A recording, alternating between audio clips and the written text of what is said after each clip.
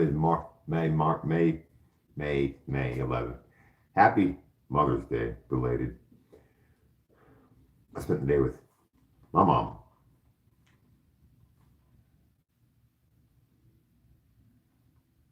And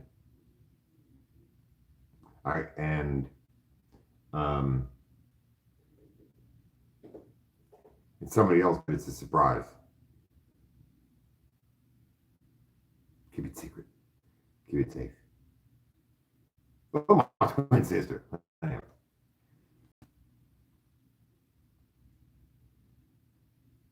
And I just thought, wow,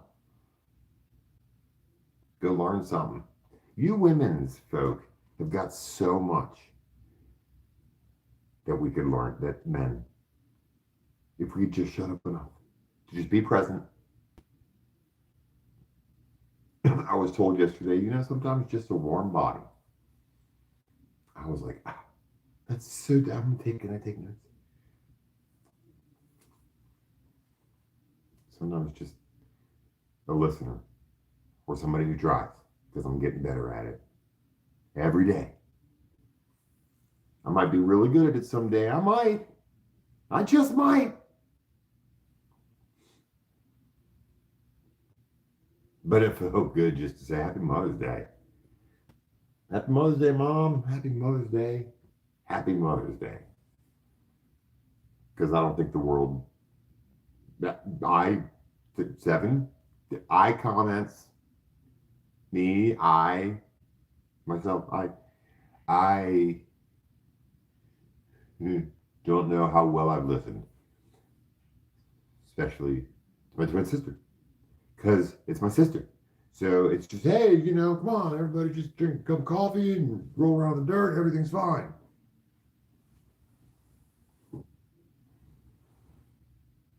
Football game? Man, what do? We control the remote. None of us want to admit it. Hang your head in defeated admonition, because we do. We get butt hurt if we can't. You want to watch Star Trek for the 20,000th time? No, I'd like to. Well, great, I knew you. We are some. Whew, boy. I apologize for our whole species. I was patting myself on the shoulder. Good job listening a little bit.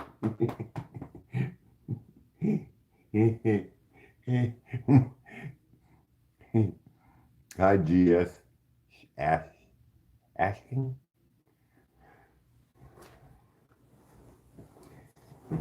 Hold on, what's your name? GS Ash King. Hey, we're kin. My initials are Ash. You're Ashkin. But a whole bunch of sevens flying all over the place. Good enough for me. Talon Smith. That's a cool name. I would love to be a falconer someday. So the word Talon crosses my mind at least once a month.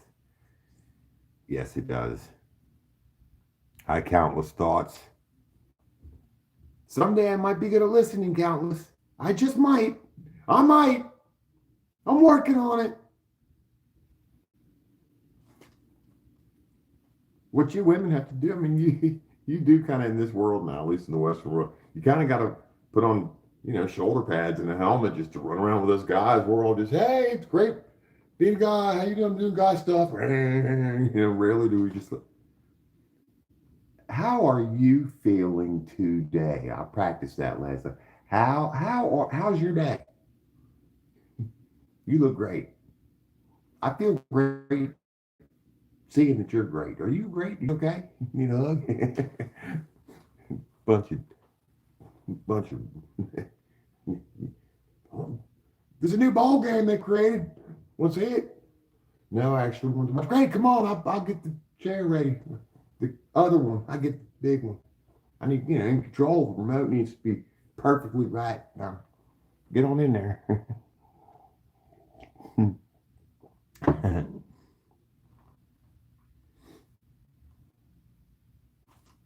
So this is, I guess, kind of part two from the other night, because I was talking about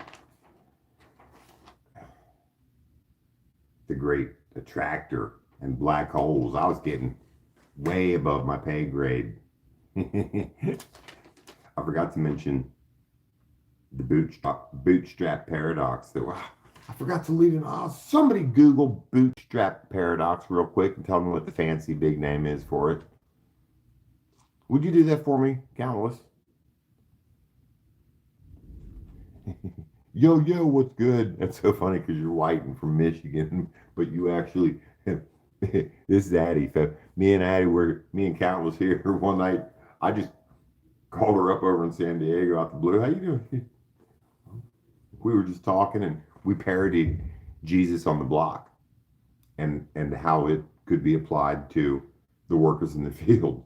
The one that came early in the morning and the master promised him a certain wage. The dude that came at noon, dude was there all day. He saw a dude come at noon and he got promised something. And dude came an hour before quitting time. He's been there all day. Dude got there at noon. He's been in. Some dude wanders in with only an hour left.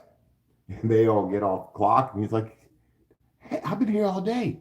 And they got paid. And Addie just came out of nowhere and she was like, Jesus was like, man, that's your bit of block. That's your bit of block. I promised you something. Get back on your spot. It was funny because she's from Michigan and white girl, conservative. But never mind. But back to Mother's Day. No, it was her. It was funny, and I listened because it was funny.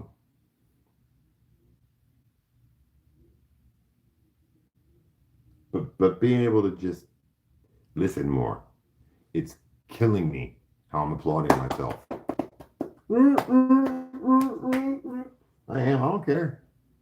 I'm doing good and I like it. Today on my way home, I got in the car because I can just feel the spider web of people's emotions with a dash of the convergence neg, with my wonderful timing and blisteringly bountiful luck, right? As if I believe in that.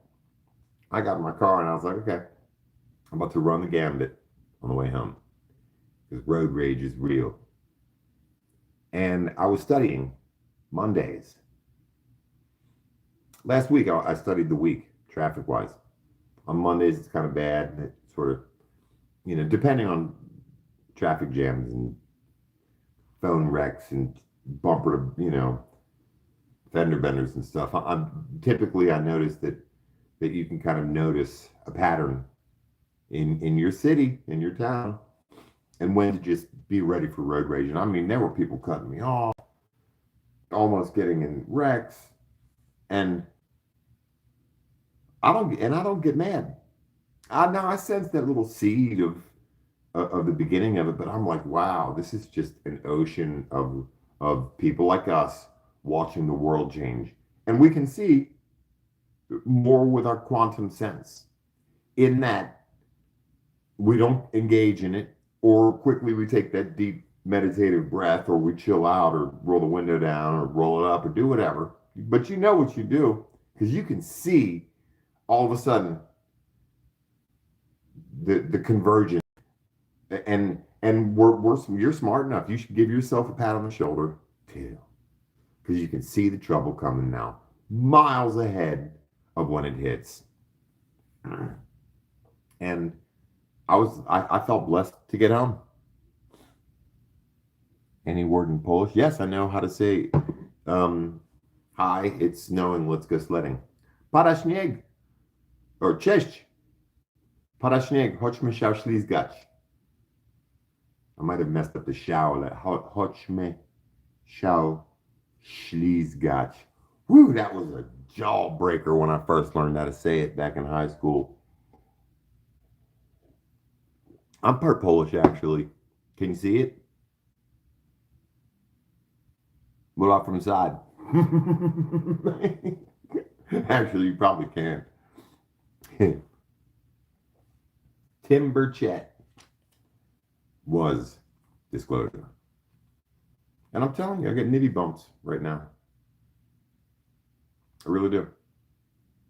Uh, uh, I won't lie. I wish I'd never learned about any of this. It's funny. I have a friend who makes fun of me, but everybody hears the news now. Everybody's heard about the 14 scientists. And my friend, he called me, so you and all this Nimbus stuff, turns out you're not as crazy as I thought. He's been saying that to me for a while now. And I found out that Nimbus is actually an operation that's in motion as we speak. I hate talking about the deep state things that they're doing to us. I haven't even found out what it is yet, but it is one of the most nefarious. But as much of their plans are today, pretty rudimentary and simple. Hide the sky, make us all sick, keep us distracted, and hide us in the timeline. And hide the sky.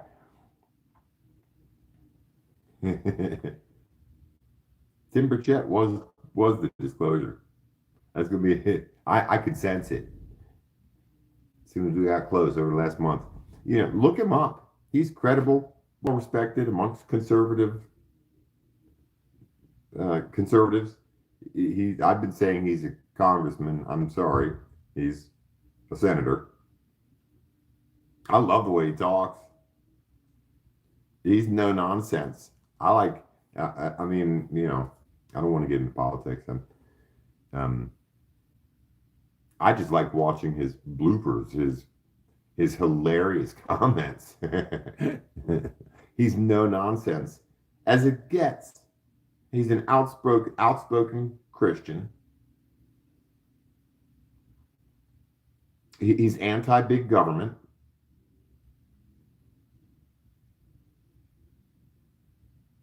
So reminded. Pretty honest.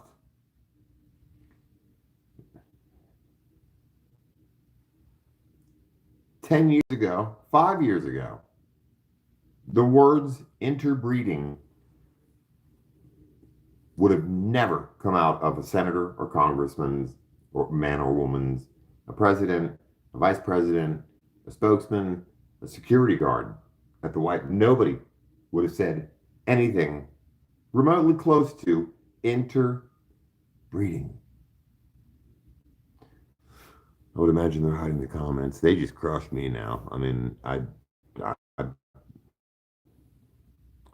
it's kind of okay. It's like no deal, life goes on. But and I don't care. There are a couple of reasons why I'm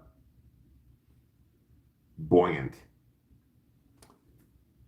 Silliest thing I'm scared of. Silliest thing.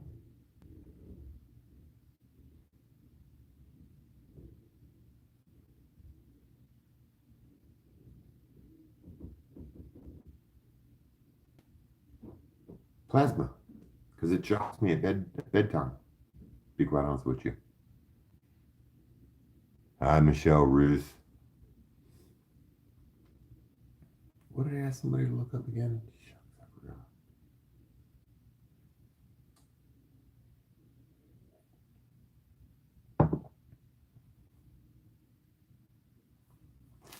I'll just pick up on my notes where I left off a few days ago. Setting the stage for the video, and it won't be a super long one. Tim Burchett. I mean, it doesn't get any more real than that. It really doesn't. And he said interbreeding. And I've been stumbling over that word for a couple of days now because he didn't say mixing. He didn't say hybridization. But hybridization is interbreeding. It's mixing. And I've been thinking about it.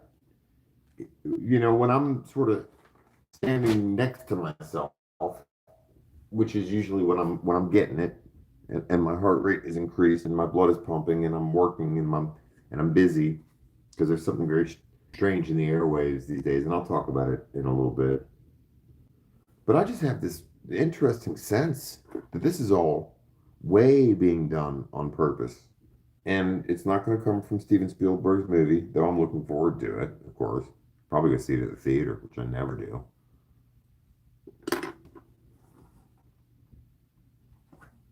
And I saw the star, the 8-pointed star, you know, and I don't mind saying it. I've been practicing this little song. Uh,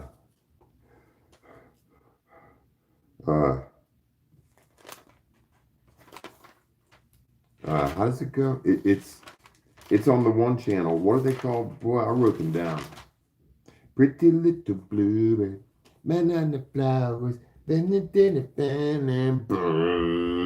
it's this channel. It's doing this simple markup.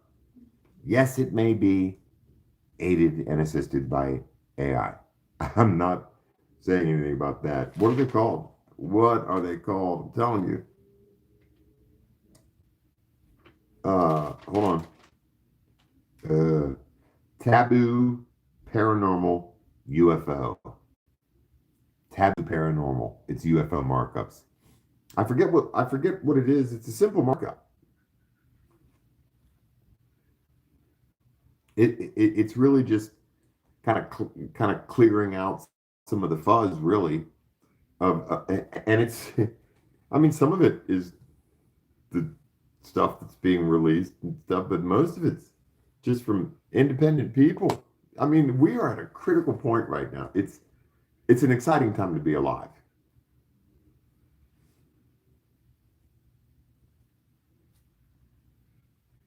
As we're being introduced to the concept of things like the Great Attractor, a huge gravitational force, just like it's not even like that one thing that they found, the black hole that's 100 billion. It's the mass of 100 billion suns. And then there's another one. I forget what that. You know, but this thing, the Great Attractor, is pulling a huge part of the universe into it, and it's watching us. And just the physics is getting crazy as well. You know, and it's simple because I was introduced to the concept of the Great Attractor not in some huge metaphysical journey, but rather simply in how difficult it could truly make interstellar travel. It actually already has an influence just on earthbound GPS alone. It's just minuscule.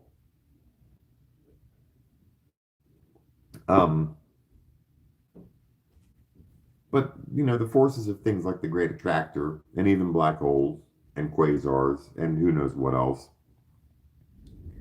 you know, could possibly affect the structure of DNA and you know the double helix and you know atoms and even here on Earth, they're they are concerned with the minute effects that think that this sort of phenomena can have on nuclear reactors, quantum computers, particle accelerators. It's interesting that technology is getting that sophisticated. And in reference to Senator Tim Burchett and the current flurry of discussions about releasing of files and films and files. But I'm choosing to just today I just thought we'll back up to what Tim Burchett said 2 weeks ago. Because he was up in arms.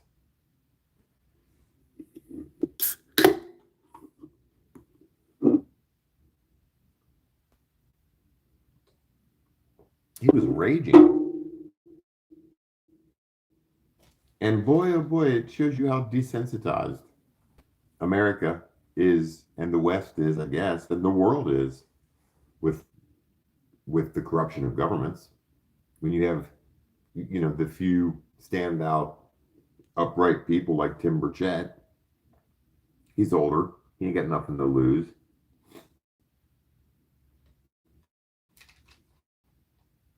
He's a Christian. So to a degree, a bit more, he got nothing to lose in this great country. Um, you can tell he's courageous and again outspoken. Sometimes a little too outspoken. But if I was a senator, I would be too.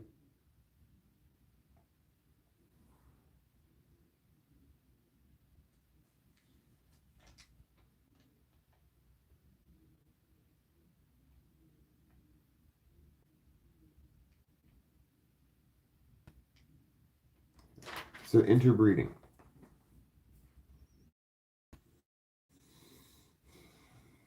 I mean, that begs a lot of questions. Because who interbreeding with who? Obviously humans. Something else in the language that's been flying around in the press is reptilians. And I'm not going to sit here and beat a dead horse. I mean, social media is replete now with all of this. And of course, the interesting loss of a lot of important people real quick. I mean, we've all heard the stories of. I had what's the one young man's name? In his Tesla, you know, just his car just cruised around for 4 hours.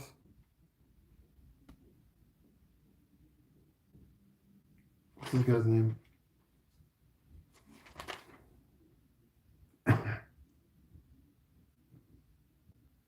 Wait, hold on. I gotta find this kid's name. I mean, he was young.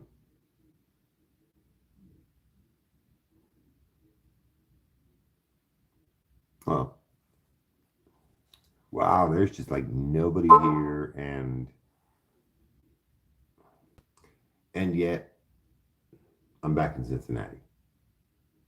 I mean, my car broke down to keep me here, and I'm glad I stayed, or else I would have just kept on driving. I have busted engine. It needed a new manifold. Just keep on driving. I was crazy. I don't know. You know, owner of a lonely heart. Who knows? Just driving around the country. But something stopped me here, close to my family, and right under some of the most explosive sky in the world. And Skywatch channels are ignored now. I get it, but not for long. Um, uh, AI thingy.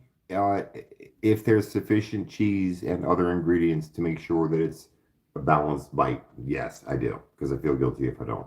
Yes, I eat pizza crust, but not to excess, just to be eating. And though, you know, again, I try not to waste. It just has to be, and that's why I balance my bites. That's the country in me. I don't ever just take a bite of one plain thing. If it's corn, carrots, chicken, or meat of some kind, yeah, all of it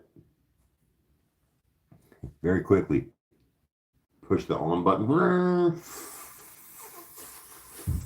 push the off button, and we're good.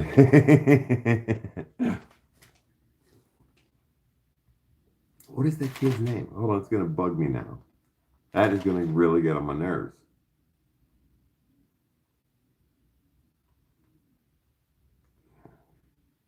And obviously, and there's nobody here. There's like nobody here. Wow. I mean, where's that kid's name? It really won't matter now if I just hunt this kid's name down because there's nobody here.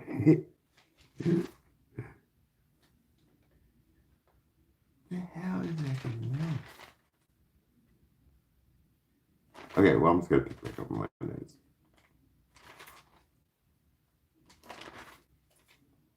Yeah, I mean, the alpha drift of something able to mess with matter itself, and we're on a boundary and boundaries, and you know, so the UFO markups. Oh man, I mean, if you look long enough, you're gonna see something in the sky now. If you look a little bit longer than enough, you'll see enough. And it's not just in America, probably more in South America than in America. The pyramids, below, the Aztecs, or as they call themselves, Azteco. They don't like to tell Americans that much. Azteco. Guatemalans are called Guatemalteco. And those are ancient names. I had to beg my amigos to tell me what's that all about, and they said, "No can tell."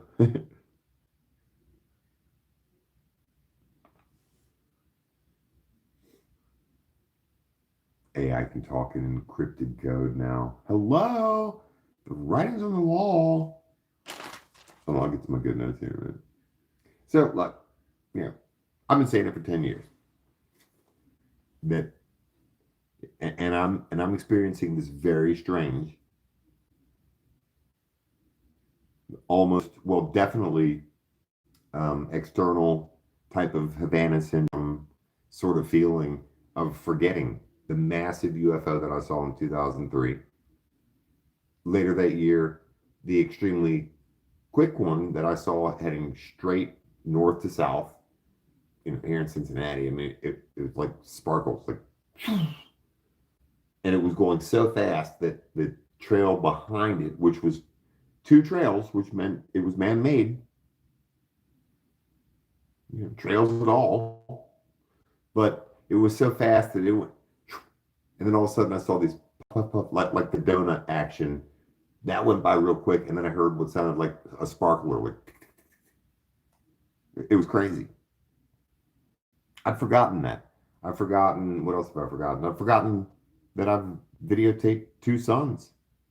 I don't know who did it. Well, I know who did it, but about 2 months ago, somebody wiped all my footage.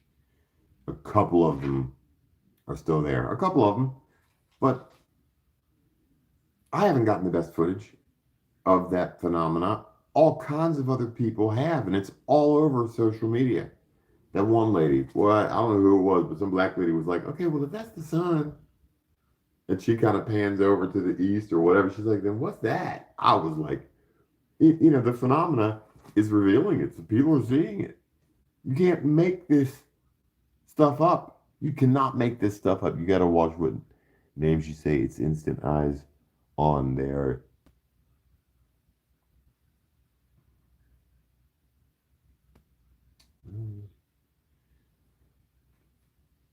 Said any names? Oh, like Tim Burchett. Okay.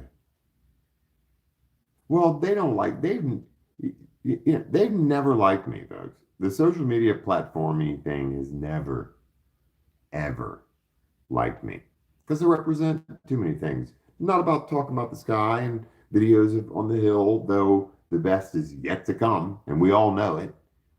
Not because I've got that Lord of the Ring kind of, speech and flowery big words and take good notes. There's something about you now in the midst of this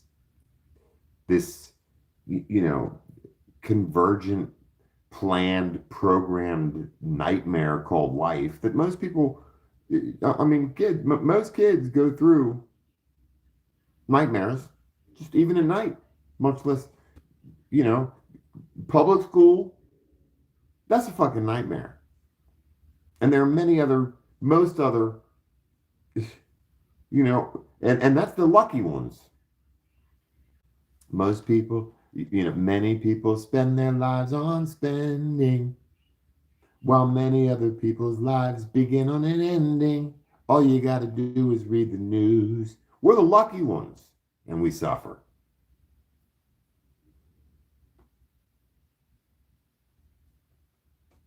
And being able to and I put this in my notes tonight. because I feel the waves now of some people. It's a mix of anxiety and a deep desire to fall asleep. Comes out of nowhere. I mean, believe me, everybody likes the nappy poo. You know, hi Lily, hi Truth Seeker.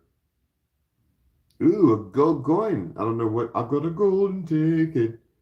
Um, it didn't just. I mean, there's an added incentive for me to keep working. I'm new, and their cameras. That's an incentive. But I've also turned over a couple of new leaves. Like I want to be more like Bruce Lee. I don't know how he was at work, but I'm sure he did a good job. Um, but all of a sudden, I just felt this. I couldn't even call it ringing. The ringing has gotten so this is the kind of stuff I don't like. It's interesting. The stuff that nobody cares about in the whole wide world, but is becoming more and more prevalent. It wasn't even the ringing. My whole head felt like a tuning fork with something trying to put it out of balance. Just this real, resonant, obvious. I can almost taste the metal in me now. I can feel when something gets turned on, like in the cartoons where a big old magnet gets pointed at a city. You know, I don't. I have no problem being able to describe it in the simplest of terms. I feel like something can use an etch a sketch on me and wipe me clean. Kind of like if you've been kneeling over and all of a sudden you stand up too quick and the blood all rushes to your head, or however the saying goes, and all of a sudden, but that sort of imbalance, and is it a blending of dimensions, which is a big part of what has been a huge part of all the discussions going on now. The multiverse. I don't. The multiverse. Need a sandwich, bro. Yeah, a dimensional sandwich. And the tomato juice is starting to bleed into the bread a little bit too much. I call it time sick. That's when they don't like me. And my Sky videos, which at some point I'll be able to get again. Uh, like I can't just roll out of bed and get to a high spot anymore like I used to be able to. But um, it's just a matter of time. That's why I'm becoming more comfortable with less. The art of emptiness, man, the art of suffering. And as you said, Michelle, YouTube, especially out of social media, YouTube has become cutthroat. It is nigh impossible unless you're doing what's trendy, which is cool. A lot of trendy stuff I dig. I can't help it. The kitty videos when the cats be like, no, no, no, no, no, and the cat be looking at you all sideways, and the cats walk up to the camera. That is the funniest shit ever. When the cats do that bounce, bounce, and I don't know how them cats get that mad, but they will just walk up like, no, no, no, no. I will scroll my ass off. I don't care. Some of the dancing, some of the newer stuff is really cool. I'll admit.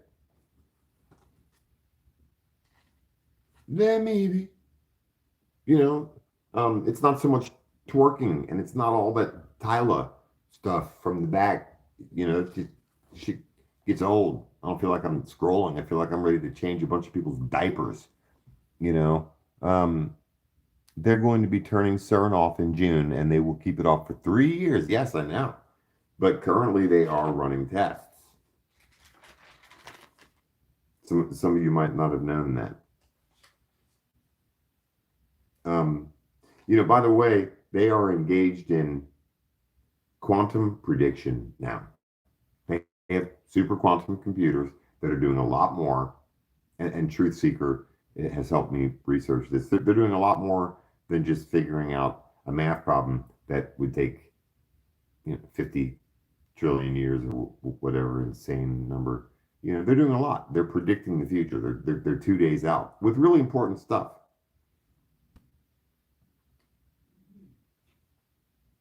which in a way creates a paradox. When you mess with the timeline, you may create itty bitty little paradoxes that nobody notices. You know, what's a bootstrap paradox? What's that big word? Can one of you look up what the big fancy word is for bootstrap paradox? No wonder they just, they hate. That's why they don't, you don't need a supercomputer or a bunch of pencils and pens in your breast pocket to,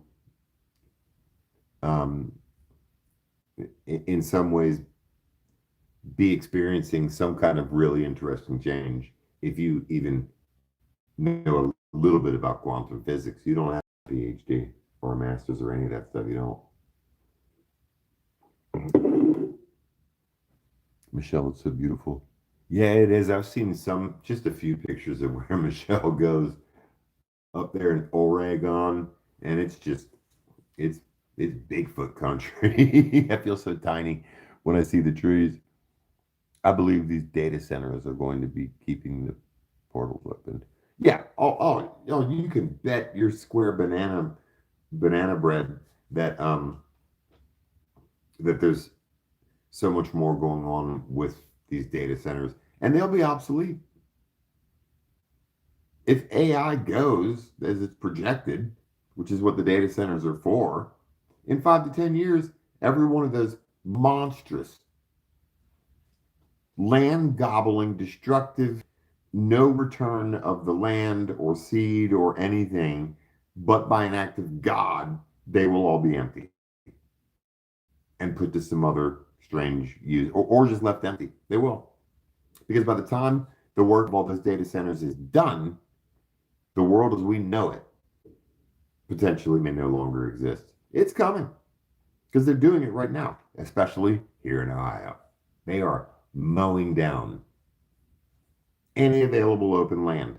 50 million square feet, y'all, per data center. 5 million gallons of water a day.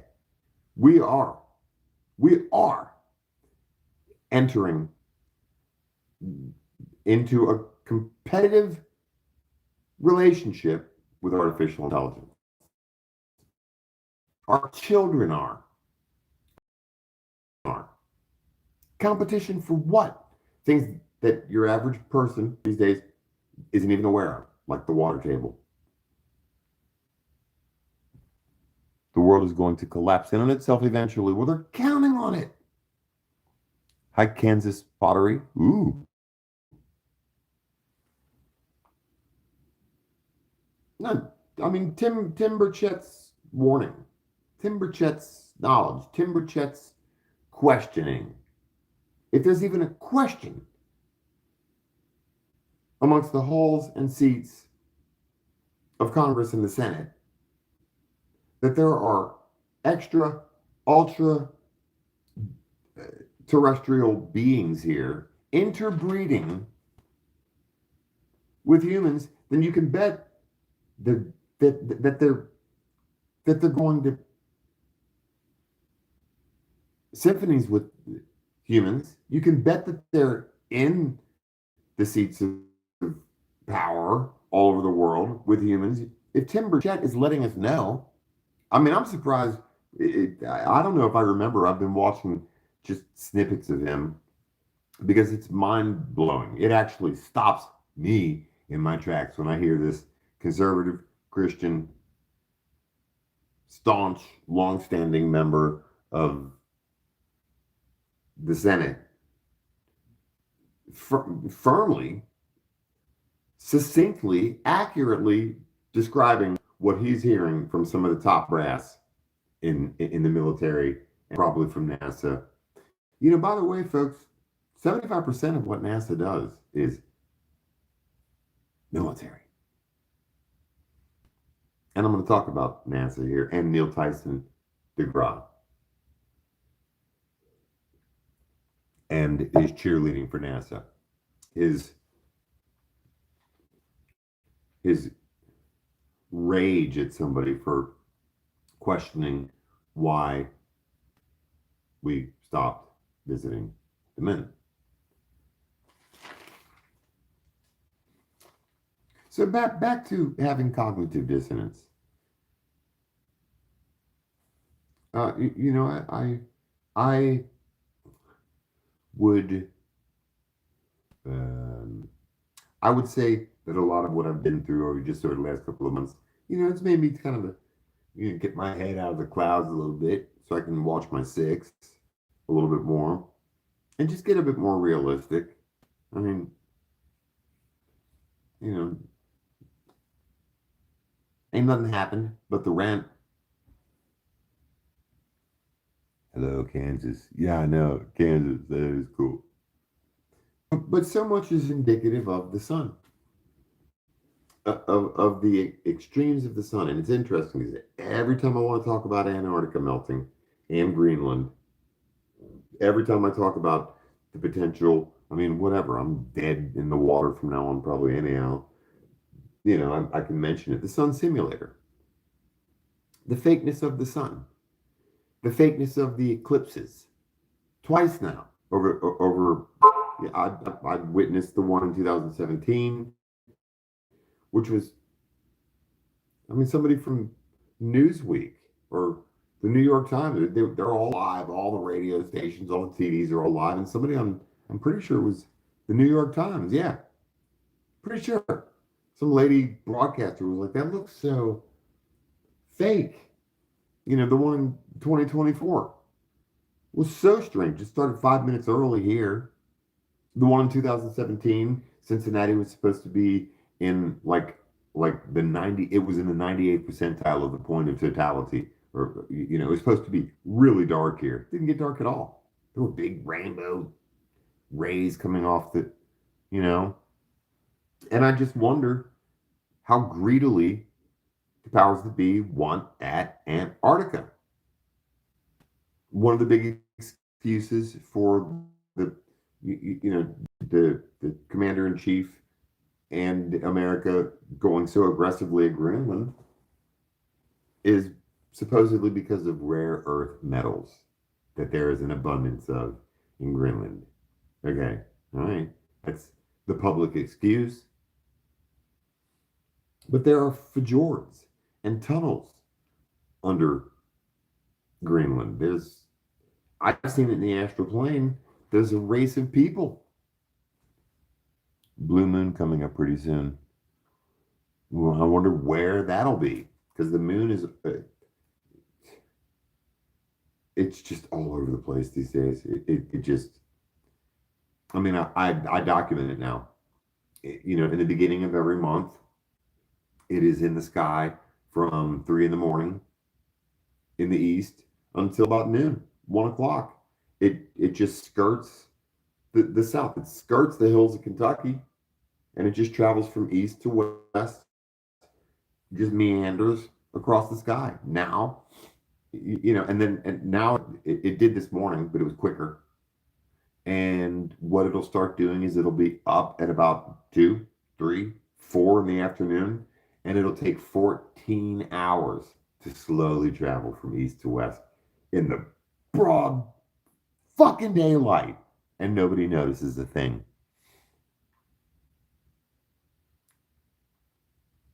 I know, right? The whole moon thing. It's up all day and night. Sometimes totally wrong. I mean, it's weird. You know, last night at sunset, because I was poised, I was ready. I even stopped at my hill on the way back over here. I had to. It was still early, and I had 2 hours to wait till sunset, and I wanted to get some nums. So I got here, and the sky just looked crazy. It just looked like there were massive shadows. Whatever. The sun's going down, and in the due south, there's this huge red circular glow that just starts. Folks, they're only going to be able to hide this for so long. I mean, you better get ready to get your giggle on. You seriously, I don't know if it's going to be months, years. You can bet your bottom dollar that if you have a camera, if you are a sky watcher, you're going to see things that are going to take your breath away. Literally have you in tears. It's coming. You can bet your bottom dollar. Things revealed in the sky that you won't have to have a good vantage point. It'll be the whole sky.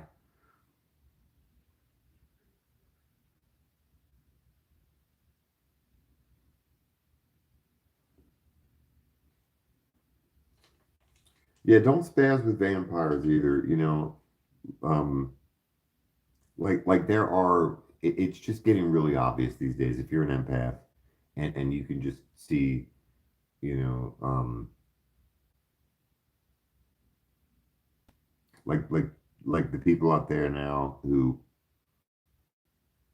notice your worth, but they kind of play or hate, or they'll allow you to be in some duress, or even be vulnerable, or even in danger, and they'll just act dumb, but then call you and try to borrow some money, or and I'm telling you, just learn the greatest kung fu move ever, which is just to be quiet. Don't be answering the phone. I know that you're empaths, folks. I know we love to give. We love, you know, to answer the hello. We love when somebody says, "Hey, can you give me a ride?" or "We help me out," but just don't. Don't even test the theory right now these days, folks. From now on, bite me once, shame on you. Bite me twice, shame on. Don't even give a sucker the chance to bite you once. It is just getting hard out there. It's hard times. And apparently it's supposed to, it's not going to get any better. We haven't even felt the true backlash of the effects of this completely ridiculous new war, which is just globally jacking up the prices of everything. There are people in Indonesia, women who have been going to market, with rice, for years. But all of a sudden, the cost of fertilizer has gone up.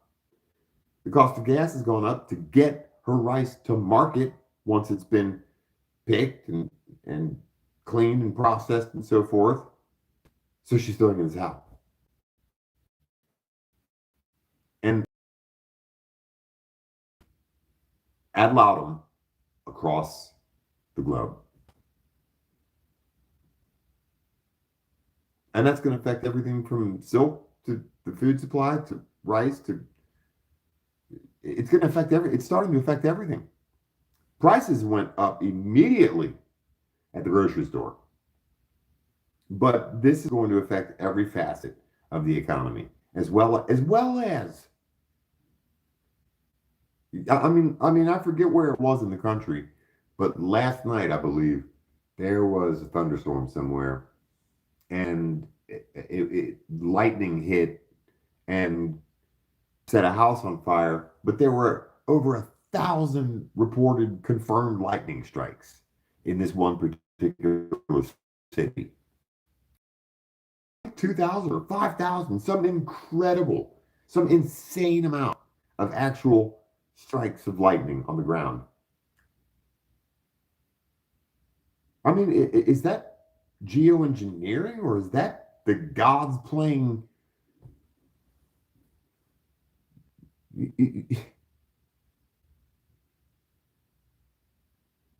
Over $5 in the U.S. 7 cents a gallon in Iran. 7 cents a gallon in Iran. I wouldn't.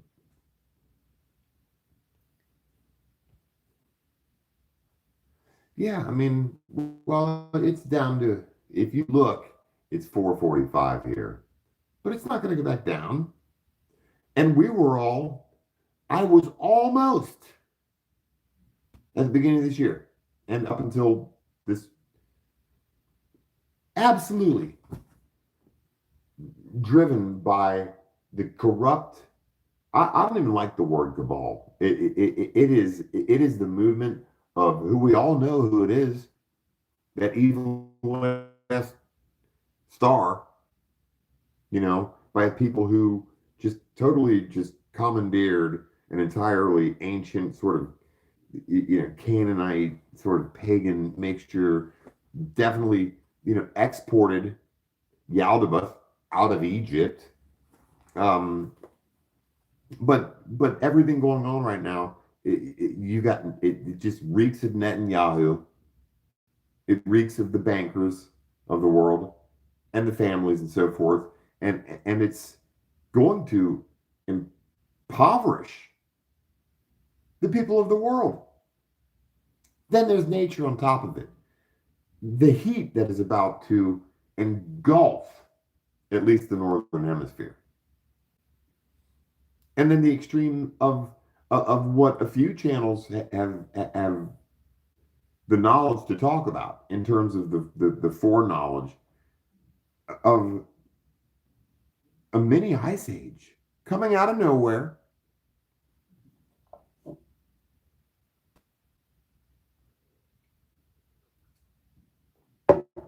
And what are some of the indicators?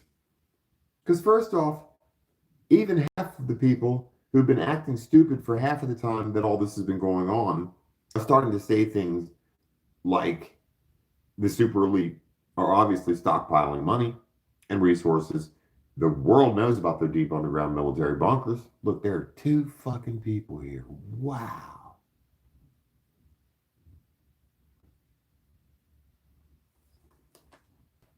I mean, even normal people are starting to say stuff like that.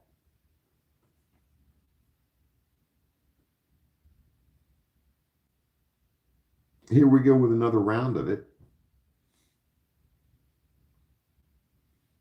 And there's the big question, why?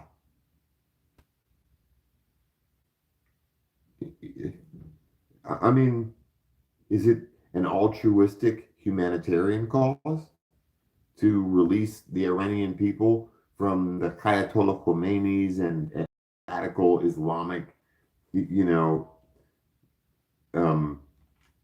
regimes? Well, it's none of my business. It's really not. Honestly, it ain't none of my business. The East, which the West is always attacking, the customs from Eurasia and obviously the Middle East, all the way to China, the West has got it out for. It's undeniable that the Chinese, for instance, are far advanced in technology and science and this ethnocentricity of the West against the cultural battle. It's all just played to the people because the elite all over the world all go to symphonies and ballets and operas and the San Francisco Philharmonic plays in Beijing, and the Beijing Philharmonic plays in Moscow, and all the elite all over the world travel on private jets and go to suit and tie, tuxedo events. They all hang out. They all send their kids to Cambridge and Yale and Harvard.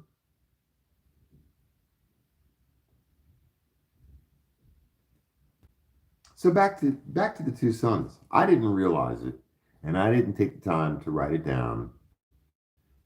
But there's a tablet, one of the ancient Sumerian tablets that was discovered, and it starts off with tablet, it's tablet number CE whatever, because they're all documented and they're categorized and they keep good track of them. And I mean, first off, one of the things that's amazing about the Sumerian tablets is that they don't tell a mythology like most ancient mythologies and histories, which is very musical and very poetic and very symbolic, and it's about gods mating and their trysts and their frolicking in the and spitting out kids and demigods. That's not how the Lost Book of the Lost Book of Enki per Sitchin, which has been peer reviewed, by the way, by I think over 60 linguists and so forth. And the Sumerian story, their recounting of the story of their creation story, sounds like a laboratory. Materials are listed.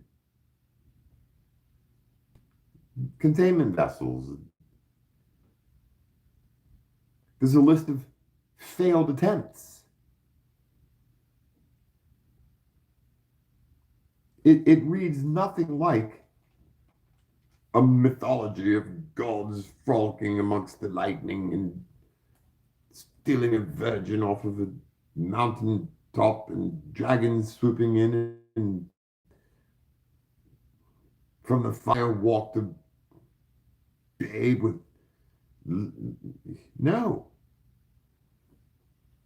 Sounds very methodical, very medical.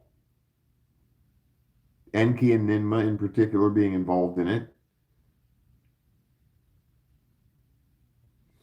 What were some of the failures in the creation of humans, in the creation story? It didn't work when we were mixed in crystal vases. They had to. It didn't work. We had to be made in clay, and so forth. And this Bible, from the dust of the earth. That stuff comes from much earlier stories.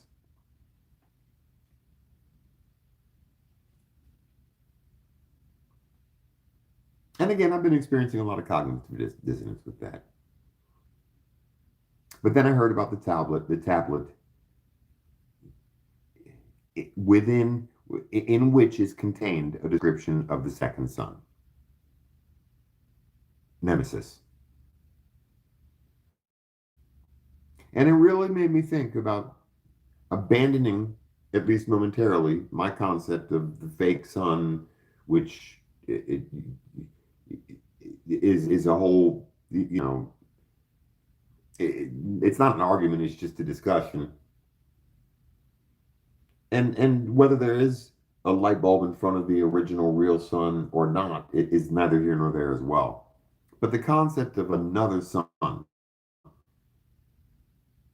that's hidden behind our sun, most times we're in this very interesting orbit with it where our sun tends to remain, it's on an elliptical orbit.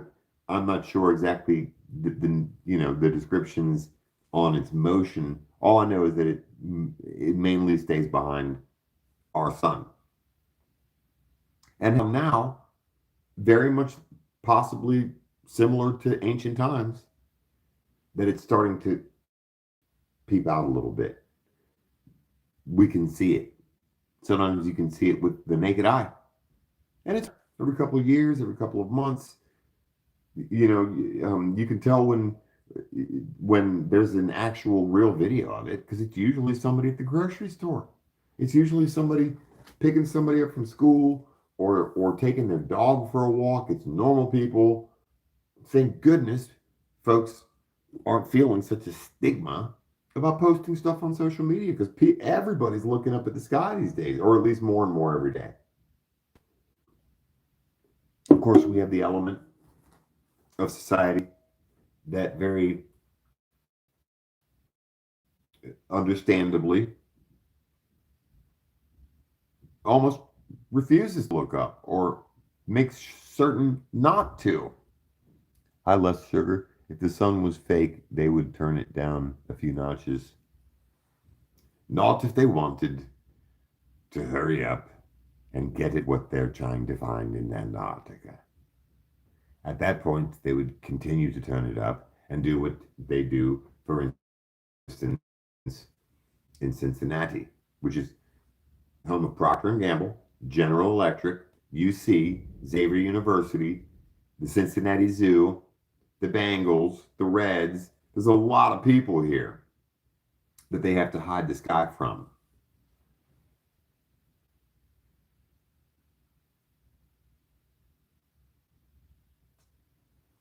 And it's been freezing. And I know it's still in the year. It's not exactly summer yet, but it's freezing because they're trying to figure out how to moderate it. What I have a feeling they do somehow is they're able to transfer Arctic weather, Arctic temperatures, which is part of why the jet stream is so willy-nilly these days. I think they're able to scoop the jet stream up at will, grab some cold air, because they know it's about to be hot as fuck, by the way. And they do their best to kind of, moderate cities and places, but good luck out in Arizona and places in California and New Mexico and other places. Good fucking luck. It's about to be deadly this year. Deadly. The billions old uranium found in something.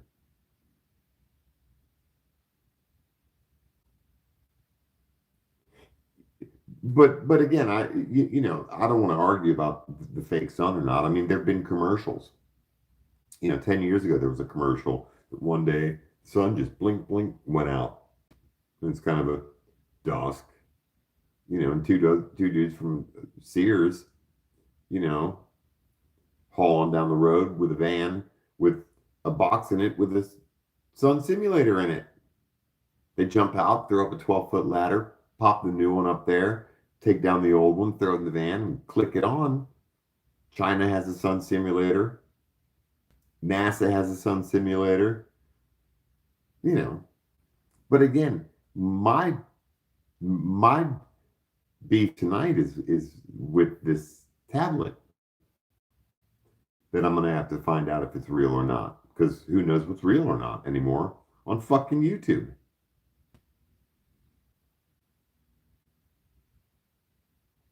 But this tablet that describes the second sun, and it comes out, and yeah, it happens every couple thousand years. I'm not sure exactly what the length is on the tablet, but the sun pops out. It's visible for I think 3 years.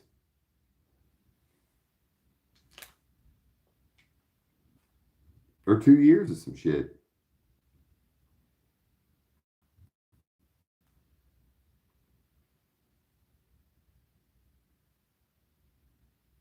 I mean, if you can't feel it, well, I'll bet a lot of you can.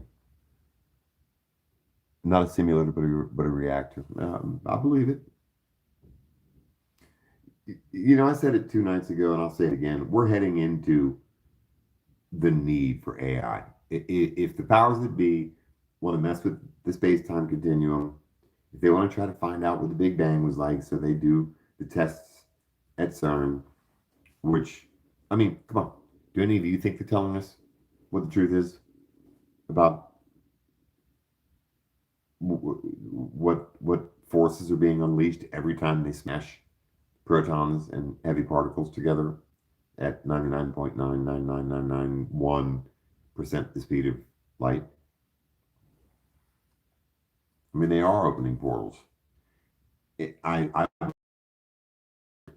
said it a million times. This is why they don't like my channel. There are over 30,000 particle colliders.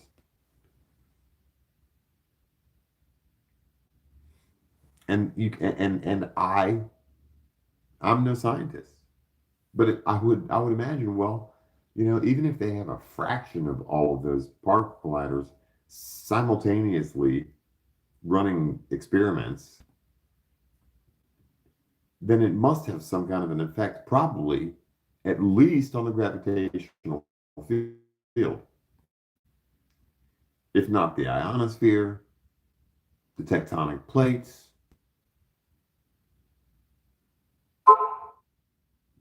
Who knows? The veil. I know what I felt today. And I know what I've been feeling for the last 2 weeks. I get time sick again. I do. I just, I wondered if it was too much caffeine or not eating enough. I definitely, I've just been experiencing a lot of ascension symptoms like a lot of you have. Trouble sleeping, fasting almost, and being okay with it, being super sensitive empathically to people around us, which is only going to continue to increase, and to a degree becoming sensitive to the magnetic field in so many ways overnight. And then what's time sick? It's when you can when I sort of feel as if everything's just a little bit wavy. And it's like being motion sick, but on an atomic level. I feel like I'm being turned inside out. And then I sneeze 2 or 3 times, and then I'm okay. And what is a sneeze? A sneeze is when your brain actually is starving for oxygen. No, wait, that's a yawn. I don't know what. Oh, sneeze. I don't know.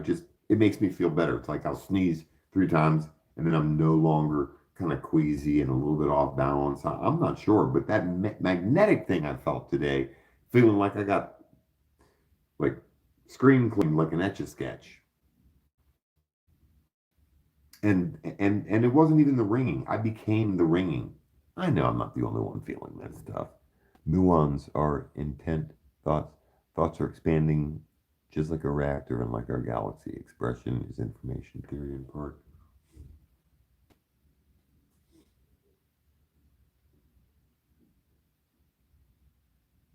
I mentioned the dark night of the spirit the other night, and be grateful for it, folks, because it is we're coming out of it. Some of us are right in the midst of it, but it's so transformative, And then coming out of the dark night of the soul, we're just going to be more passionate about the things that we do, more cautious, and we're going to be hungrier to find others like ourselves, actively searching out other sky watchers, other empaths. Um, we're going to cast off our straw man and woman. And I realized today how proud of myself I would be for taking some notes and saying sometimes you can feel the straw man or the straw woman or the straw boy or girl. Um, this heaviness of spirit where you don't want to do it. You still want to do the next thing. You just put it off. Today I felt that and I was like, whoa, hold on a minute. And then when I got home, I cleaned the house, made dinner and lunch, and then I stopped being hungry again because a lot of this was starting to bug me. A lot of this comes down to the sky and the potential for a second sun.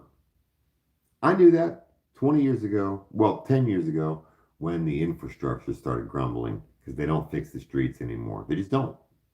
Even in nice parts of town, they don't.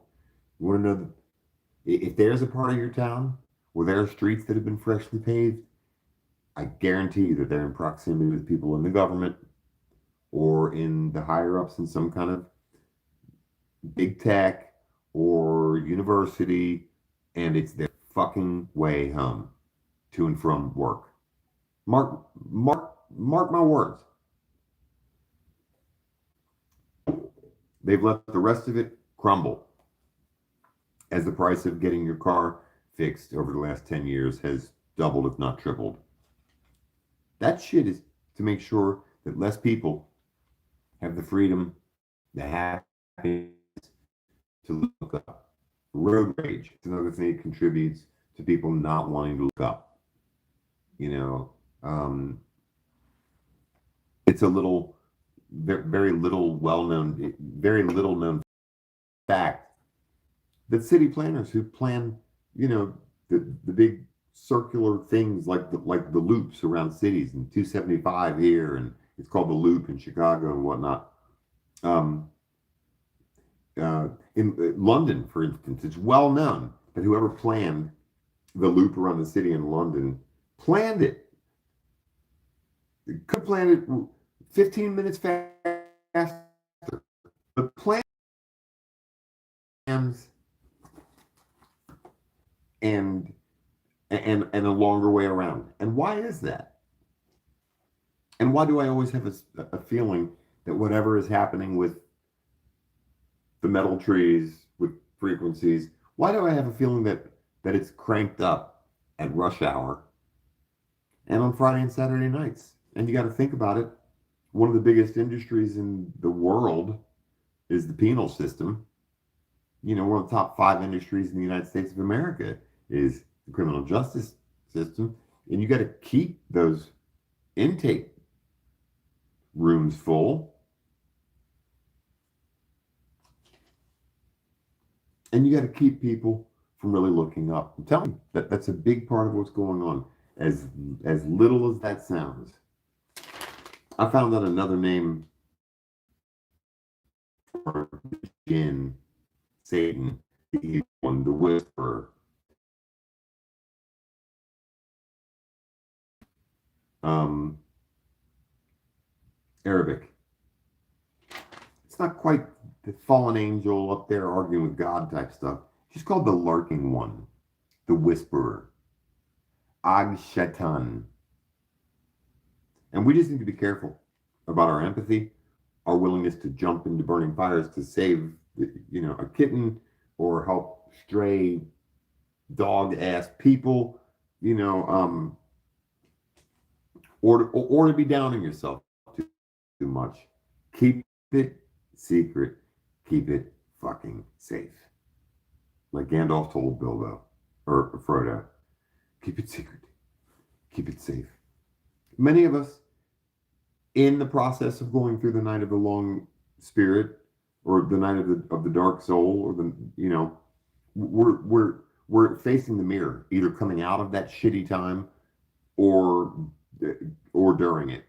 You're coming face to face with yourself, and you're seeing the worst in the world, and you're wondering, if that's in you. And a lot of that is just Ag Shaitan. It's Iblis. Just a whisperer, the lurking fuck that wants to tell you you're not good enough to even be in your own skin. Talk about the wind in the sky. Big ass cloaked armada up there. It does. Sometimes it just looks like huge ships, or because they're just giant shadows that are just big dark ass shadows out of nowhere. And a lot of them, like I said last night, are these ghost huge red balls. They just are. Or some kind of a mirroring, obfuscating effect that's hiding some big ass red thing. You're going to start to see more and more of that. Your Wi-Fi is bunk. That sucks. Hi, Uncle Skin. Well, everything is beautiful.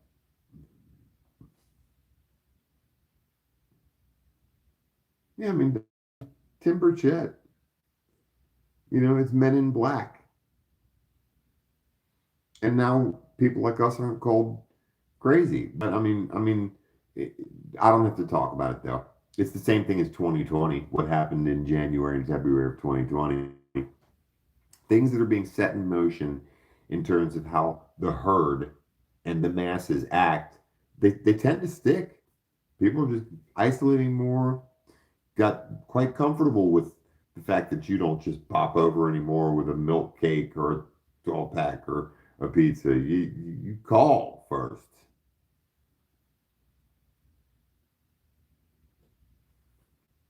It's literally come down to um, look at the infrastructure. Look how impossible it is to get your car fixed anymore. Look how impossible it is to get a car. Road rage. People don't want to go out. And the last thing anybody cares about is the sky. And that's my responsibility. That's why I'll go live for 2 people. That's why I don't care. The other day somebody commented, there's something something's holding you back, Seven. And I was kind of hard on myself. I was like, yeah, because I'm not perfect and I'm not all technical and shit. And I thought about it later. I was like, something's holding me back because I'm the fucking captain. I talk about some pretty theoretical stuff, and a lot of it ends up being front page fucking news.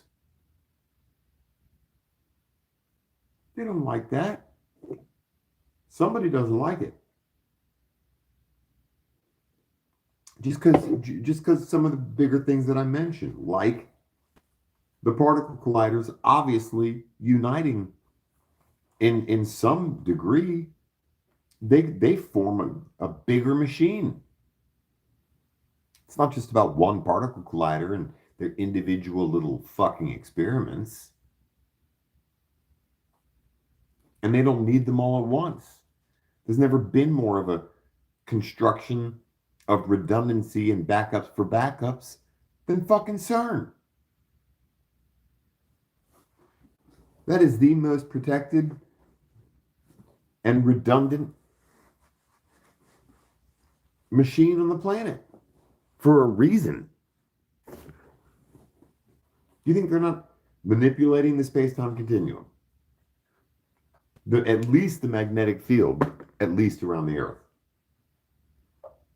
If not the Earth and the Moon, which is why the Moon's all fucked up now too.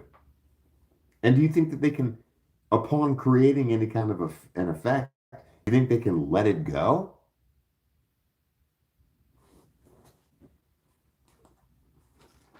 Hell no. You've got to maintain whatever they're doing. I'll be right back.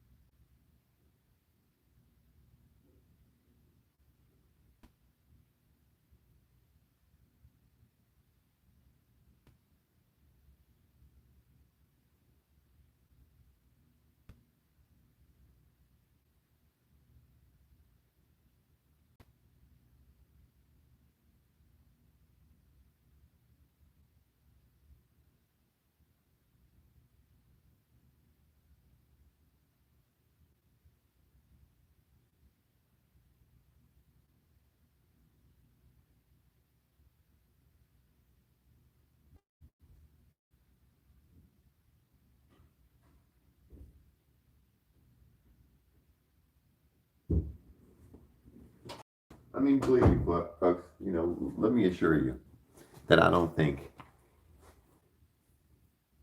up to this point, hitherto, mind you, hitherto, I don't think that there are droves of people who are just waiting for a nice day and the weather to be great and a smooth bit of road to drive with no huge potholes and there's no road rage. It's a nice day and they make it to a hill, capture the sky.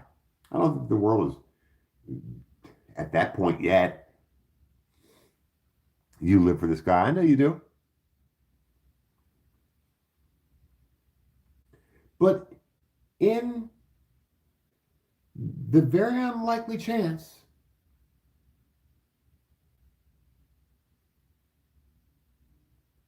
but the inevitable chance that something incredible reveals itself in the sky, they want people to second guess getting out on the fucked up ass street, you know, and avoid the traffic, be at home. The kids don't want to go because they're on their video games. It's 112 degrees outside, even though the media is going to say, well, it's 100, but, gas costs fucking $5 a gallon. The last thing anybody's going to think about is the sky. And the setup is skewed against us. Things are not in our favor.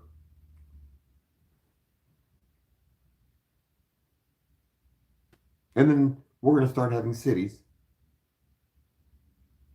I would suppress the shit out of me if I was YouTube as well. We're going to start having cities now where when there's a thunderstorm, you better get ready for lightning from on high to begin hitting every 2 blocks.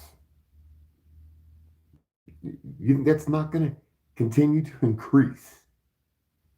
Sometimes I'm not talking to an algorithm that just sits there, or a room full of planners.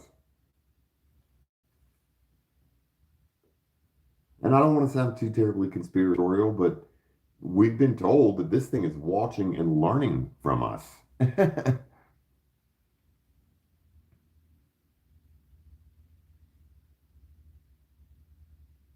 They don't want people seeing the sky. And and it's not necessarily a masochistic sort of sick pleasure, but it's twisted that I don't give a fuck how much they hold the channel down because I've been called back here for a reason. I don't know why.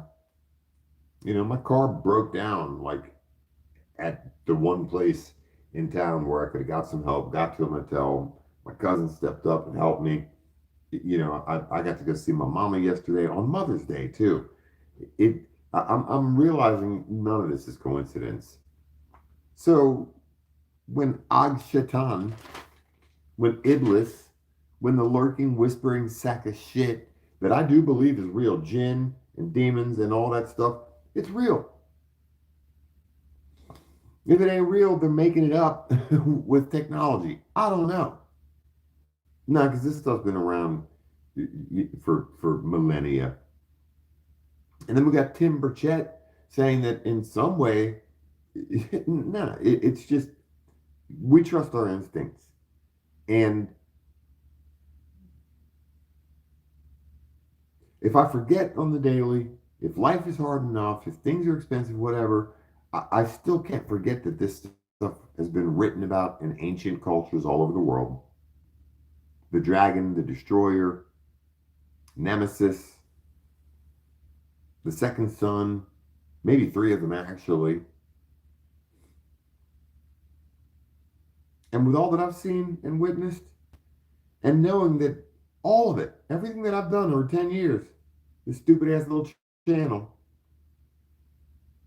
it's all been done with the simple knowledge and a little bit of forewarning and just gut instinct, or just the fuck it, I might as well go and get out and capture sunrise and sunset. Go figure. Sometimes noticing well in advance that it's starting to get kind of strange and there's a double rainbow, or sometimes every time there's a big massive storm, because you start timing that shit. Now there's always a rain cloud at sunrise almost.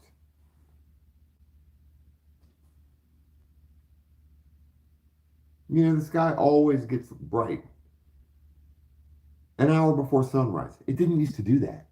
Not even people who are on the different sides of the Mandela, like I am with some people. Some of you remember the moon your whole life, having been up during the day, having been in the east in the early morning at sunrise. Some of you remember that. Me, it's not in my programming, or else the moon wouldn't be so romantic and for the night and by the fucking Swan Lake and the Blue Moon and by the lagoon and shit. Werewolves.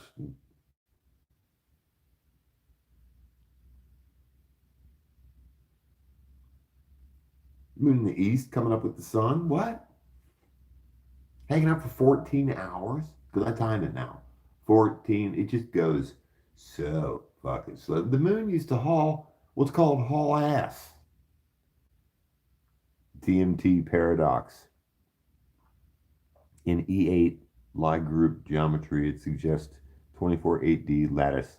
Why wouldn't the DMT creatures be real?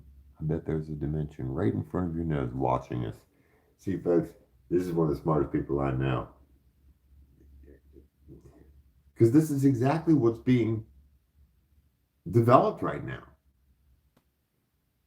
It goes way beyond what Einstein said, though I don't think that you could say it any more succinctly, any more clearly.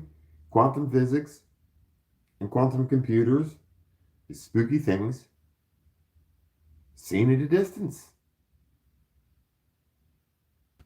Because the shit takes first off,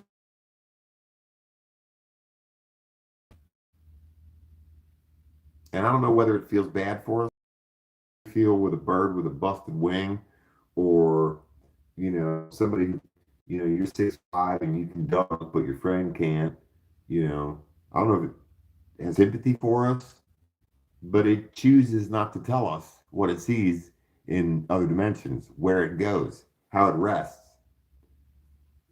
And it makes it sound like it's for our benefit that we don't know. You got me stuck. I'd be like, nope, fucking pull the plug. Nope. Nope. Nope.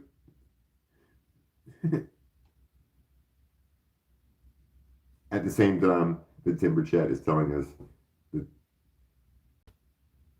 there's some kind of other life form, intelligent life form here interbreeding with us. At the same time, that the most beautiful little quantum physicist badass chick in the world, had to go missing after getting her grub on. I've never seen something so funny as when that girl was just. I mean, here we have one of the smartest people on the planet, and she's just cousin. I'm gonna get fucked up. Oh, crushing her beer. I think she took a shot at one point. Got some more on her plate. She was just mawing down. The least self-harming behavior on the fucking planet, by the way. Some 30-year-old girl getting her straight up grub on. Ow, she was just cross-legged fucking plate. No. Talking shit about 5-star generals. Altered dimensionals. The fact that anti-grav technology has been introduced to the world or presented 4 times. And it's stopped. The fact that, she just, that girl spilled the fucking beans, man. And I trust all of this less and less as a process. I really do. Because what they're showing us is,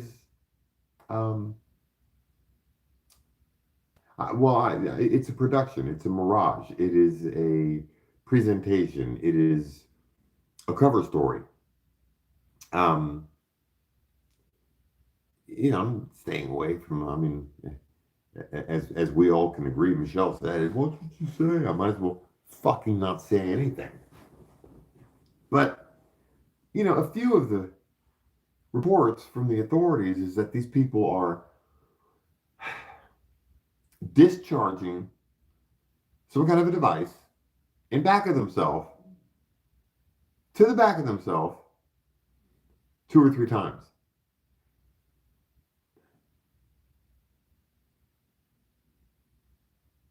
Okay. So the kinetic force of, let's say, a baseball bat hits you in the back of your head, and you're doing it, right? You are inflicting self-harm with a baseball bat on yourself to the back of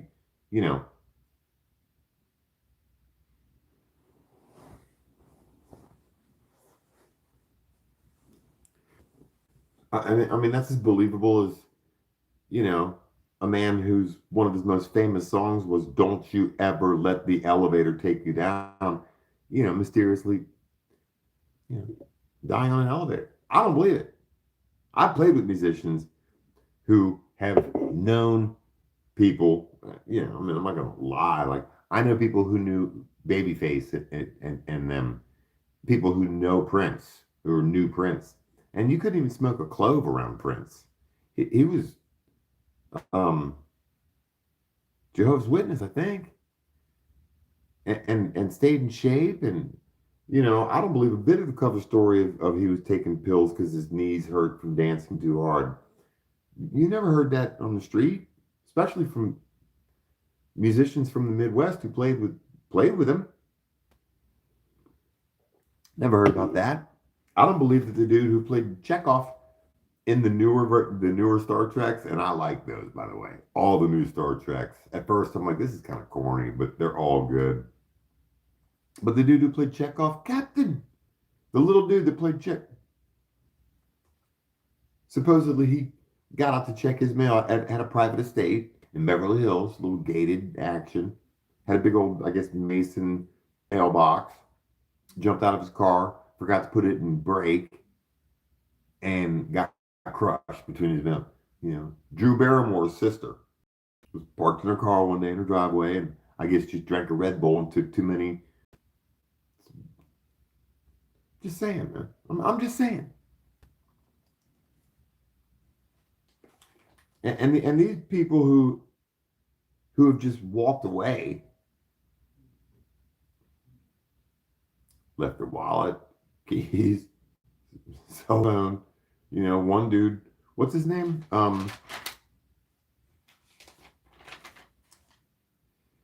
General McCaskick.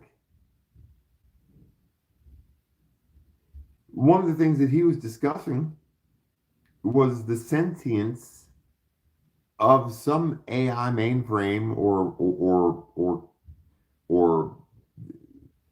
what do you call it? Well, it's a mainframe or a program being transferred into the substrate of reality, folks.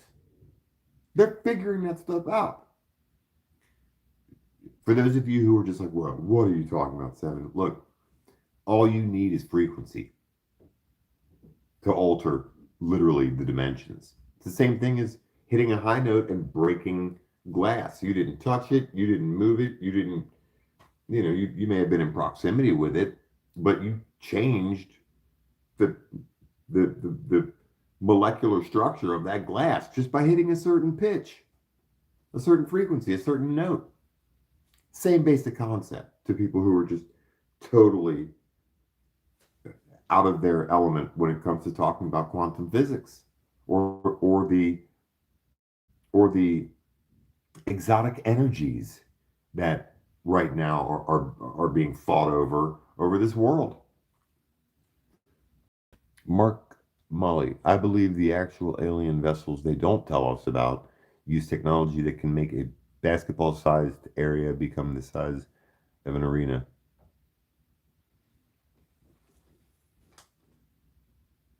You mean the ultra dimensionals?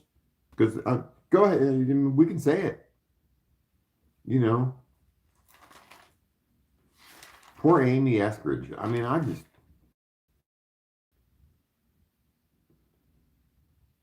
she was just chowing down. You could tell she got a little bit buzzed too. By the time she talked, so what do they do to people that come out with these exotic technologies?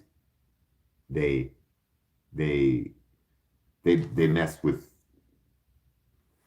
I mean, she was just went down a list, and you could tell she was just, and you know how somebody who's sauced is, they tell the truth.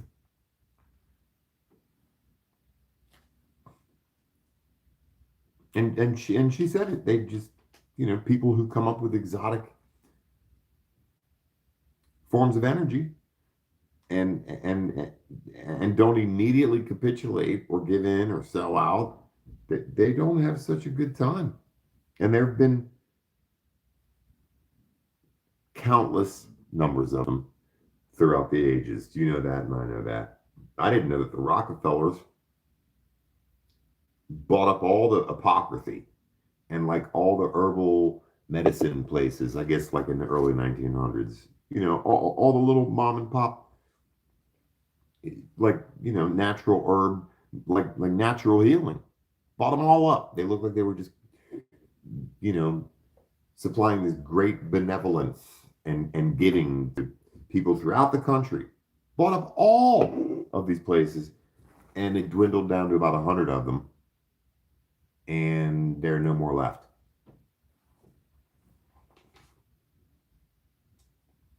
So it just goes to show how multifaceted the attack is on exotic energies, exotic ways of natural healing, which isn't necessarily so exotic, but now it is. Give me some fucking volcanic toothpaste in a motherfucker.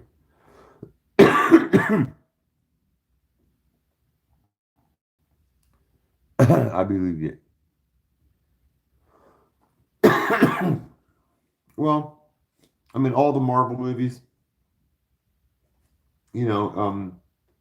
it's very much coming clear to me right now that the desensitization of the world in terms of, starting with Independence Day, or certainly Star Trek, Star Wars, Close Encounters of the Third Kind, as well as Predator, which, from what I understand, was a concept that was introduced to Hollywood by the military, by some pretty high-ranking people who, again, were basing things off of what potentially could be actual events. I mean, think about it: paramilitary groups, in war zones behind enemy lines, doing clandestine black ops shit, and all of a sudden they find themselves being the prey of something, again, that could potentially be ultra dimensional, certainly more than extra dimensional. Extra, as Amy was so clear to say, extra dimensional means, or I'm sorry, extraterrestrial means out of the earth. Extraterrestrial, terra, terrestrial. Ultra dimensional means from here. And then she went on to describe beings that are called like P-42s and P-58s, beings from 48,000 years in the future, 50-something thousand years in the future. Now, I've been hearing that kind of information since I was a little boy. Honestly, I have been. And you've all heard the stories.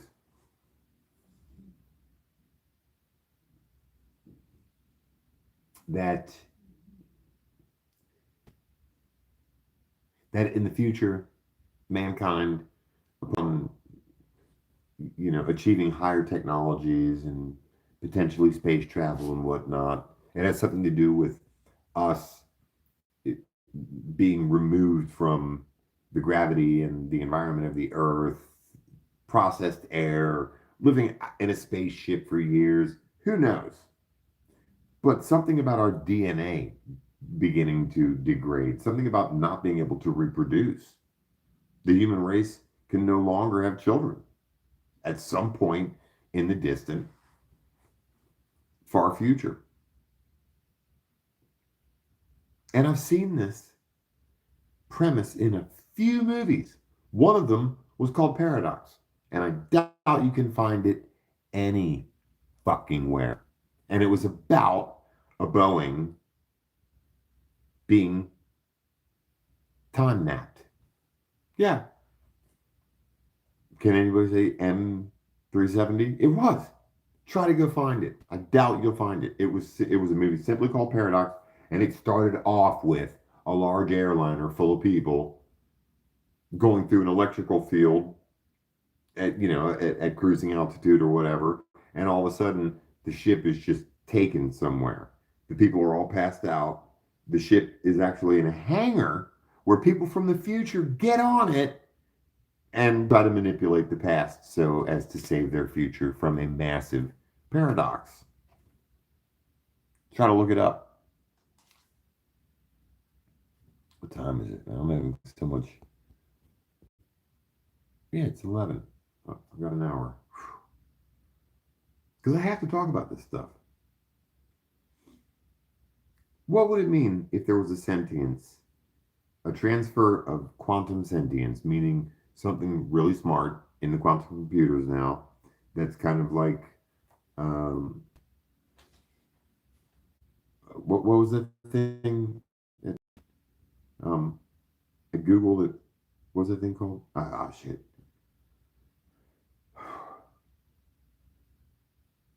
And now we got hantavirus. And it's really funny because if you look up hanta, I believe in Hebrew, it actually means a joke or a lie. I'm serious. I just saw that today on TikTok, and I believe it. I'm part Polish. I'm part Polish Jew. And I am not anti-Semitic at all. But so much of this ties back to this really strange, evil little group. Well, they're not little. I mean, they lobby 70% of the Senate and the Congress are all sold out to this.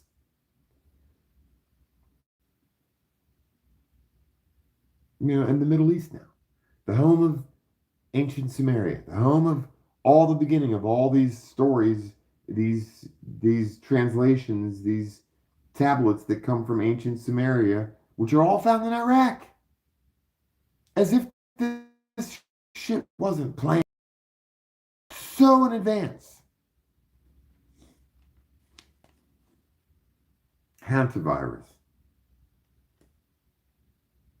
And a quantum sentience now.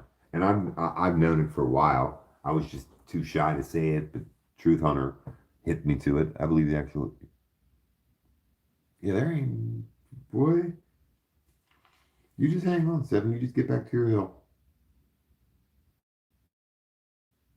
So Neil Tyson deGrasse. I don't know who it was he was arguing with. It was that one kind of cool scientist dude who always has on the bow ties. Just average looking, thin. I don't watch his stuff a lot because it's fucking boring. I don't watch Neil Tyson big lip ass chicken bones slobbering on. I can't stand Neil Tyson deGrasse. He's the most braggadocious, self-righteous, pompous, lecturing loudmouth. His mic fucking feeds back. 8 years ago, he didn't believe in aliens and he didn't really give a shit about anything. Now all of a sudden, he's just the fucking world's leading authority on anything 18 feet and above. It gets on my fucking nerves, man. I can't stand him. And I guess this dude had said, "Why haven't we gone to the moon?" Neil was yelling. Neil was going off. We didn't go to the moon for exploration. I mean, shit, if Nibiru doesn't fuck up our magnetic field, I wonder if his big ass lips might not. We didn't go there for. What NASA really went there for was that. Did you know what Sputnik is? You know what Sputnik is? Sputnik was really just an empty shell for a nuclear warhead that was emptied out and had a radio transmitter put in it, if you don't know. And then, so we went to the moon because it was all the military. NASA, 20% of what NASA does, really, if you know it, did your homework. I can't stand his punk ass. So now they're using poor Neil, who's the biggest know-it-all in the world and who loves NASA,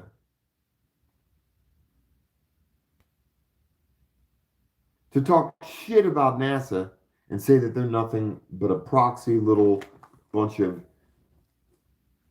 military pawns who went to the moon really just to kind of, even though, and then we knew that the Russians couldn't go to the moon, and then we knew they can't go to Mars, so that's why we stopped going to the moon. If you did your fucking homework, I just wanted to reach to the phone and slap at least one of his lips, because that's all I got the fucking,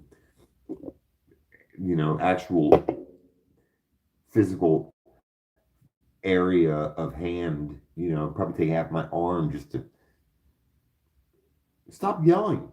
That's delusional. That's what he told us, dude. That's delusional. That's not delusional. That is, I'll tell you what's delusional. He just takes super advantage of his blackness. That's all I'm saying. So he was pretty pissed. And since NASA is a bunch of liars, none of them can get up. You don't never see a NASA press release where one of them finally gets up and says, "You know what? Fuck you, man. Fuck you. I just went to the moon. I ate MREs for 2 days. I shit in a little bucket over in the weightlifting. I'm gonna knock you out, man." You don't ever see that. They just sit there with hand-selected little audiences and their little, it's like a little basement in a little kid's, basement. NASA, you don't ever see some NASA looking shit. It's always, like a fake ass backdrop in a museum somewhere or some shit. Wow, there's just nobody here tonight. Nobody commenting. I mean, it's not you guys. I can't even push the thing now. It won't even let me move it to the other comments. Wow, that is a trip. It's got me blocked.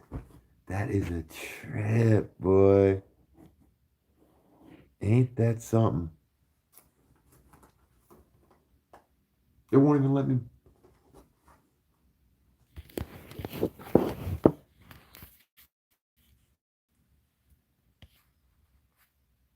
Yeah.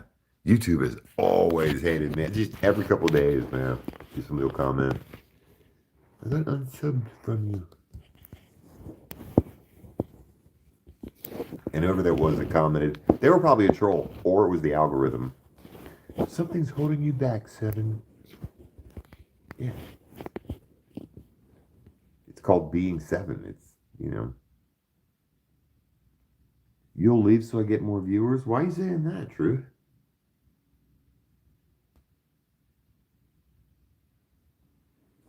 Man, get your swerve on. It ain't you. It's what I'm talking about. No, so Neil was up in arms. And I just, folks, I've just got this power of deduction. That's what it is about me. I had a big imagination, and I don't like remote view and astral project. When that stuff happens to me, it's because it's kind of a reverse of that. But it's just common sense.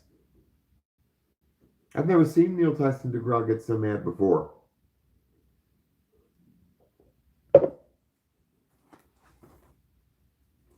And why would he yell at dude with the bow tie? How can you yell at anybody in a bow tie?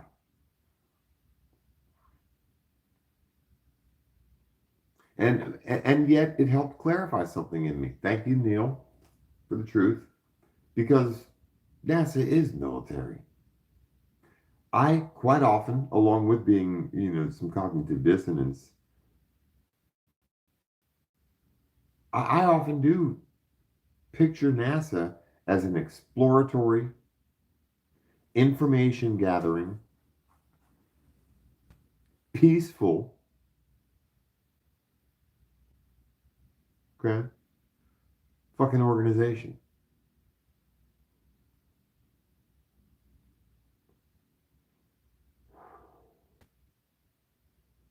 Tell you, being a dark empath sometimes does carry a certain element of naivete, because we want to believe that the world is better. We want to believe it's 2020 fucking six. When I was a kid, when I was 6, 7, 8, 10, I knew, I just knew I believed in my heart that politicians, by the time I was a grown man, would all, and NASA would have, really honestly, would have smart cities of green.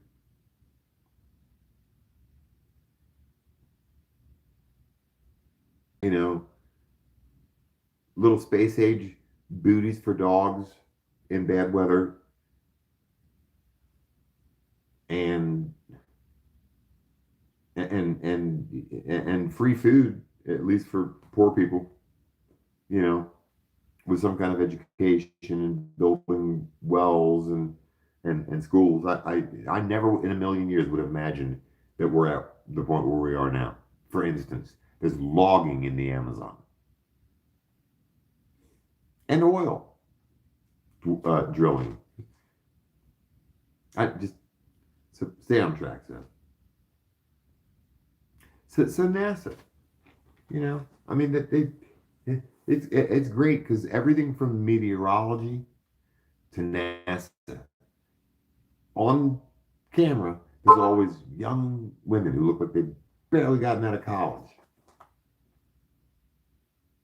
On the news, they do that now. To distract on NASA. I mean, I wonder if the girls who get on stupid ass little press conferences and talk about how, there was a simulation occurring at the same time that the Artemis mission was happening. Just saying, I'm like, is she even in college yet? And it reminds me that there's people in camouflage behind the black backdrop cloth. I mean, what's another weird discrepancy about the Artemis mission or one of the most recent missions? I don't know where it was from, but when they just got back 2 days after, I believe it was the Artemis mission, 2 days after getting back, the girl's up and walking and everything's fine, and then 2 weeks later, in front of the cameras, she's actually experiencing some kind of vertigo, and has to go through some kind of physical therapy. I mean, you can't make this shit up. What's NASA really doing? And why really haven't we gone back to the men? Because Neil Tyson deGrasse's argument, though it carries weight, it makes perfect sense. He's right. You know, it was the Cold War. America had to show technological superiority, you know, one way or another. Even if it had to be staged, we had to be the first to the moon and show, you know, who had that kind of capability. And then just stopped.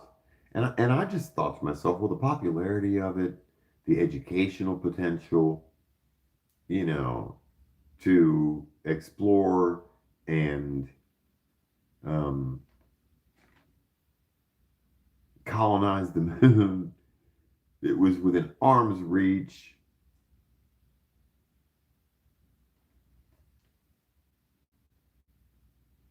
But then all you have to see, you don't need to see the flag and all that shit. You don't see any of that. You know, you can make up your own mind. But just to see how Neil Tyson deGrasse was so up in arms. And for me, I don't think it was real. Because in all of the footage with them in their spacesuits on the lunar surface, when they fell, something pulled them back up. I'm right back. Something straight yanked them back up.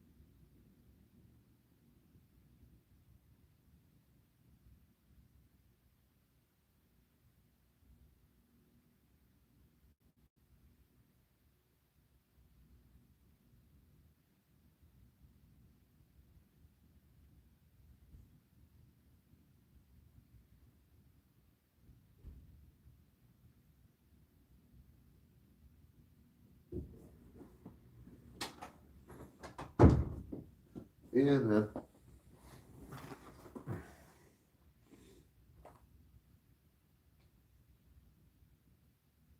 And now, you know, we live in the age of so much information that you just don't know what to believe. But something that I am choosing to tell myself is that everything I'm hearing, I'm being allowed to hear. Including Orson Welles' you know, broadcast of War of the Worlds or whatever that was when people freaked out. all that stuff's allowed. And like I said earlier, a lot of what happens in Hollywood in reference to these kind of movies and stuff, there's a symbiotic, there's a relationship between the CIA, um, definitely the military, SpaceX, and all that. You know, this is um, Bill Nye the Science Guy. It was that. It was Bill Nye. Who's going to yell? Well, I mean, if I was Bill Nye, because you know Bill Nye knows Kung Fu. And you could even see just the shock on Bill Nye. He was like, whoa. And then Neil Tyson, I've always said it that he's a plant. Neil Tyson DeGrasse is a shill. And even though I absolutely can't get enough of him, Brian Cox has been bought and paid too. Because Brian Cox, he's an astrophysicist. He's a lecturer, I believe at Cambridge or something. He's tremendously popular. Now, 10 years ago, he spoke about the second sun boldly. And now he specializes in letting us know how useless it is to even try to conceive of the vacuous, vast, abysmal giganticness. And don't get me wrong, I absolutely can't get enough of the guy. He's brilliant. But he's a shill. David Cox. I haven't heard that name in quite a while because I tend to avoid the super know-it-alls. I just do. You know, Hancock, and I barely fucking watch Joe Rogan. I just, you know, and Neil Tyson, I avoid him like the plague. But when he really, well, he really always pontificates, and I don't know, but he's a chill. And Hank McGurk, what's up?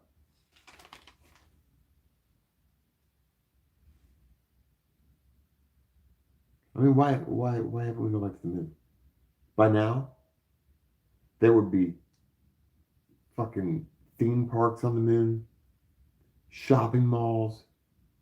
You could go get a moon massage. You could go get moon rocks, heated moon rock. You could go to the moon salon. There'd be moon golf. By now, are you kidding me?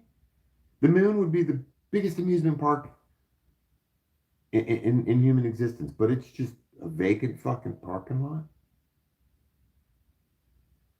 We'll put a parking lot up anywhere, but we haven't put a parking lot on the moon yet. Something doesn't add up. Something doesn't fucking add up. Something doesn't add up. By now, there'd be shuttles between the Earth and the moon. Spend the day on the moon. $99.99. You can get a massage, spa, and go to the theme park and go on the weightless wave ride. It's nothing. How many years? 50 years? Nothing. You're a fucking pin drop. Oh, yeah. Oh, Wilcox. Oh, David Cox. Wilcox. Yeah. Yeah.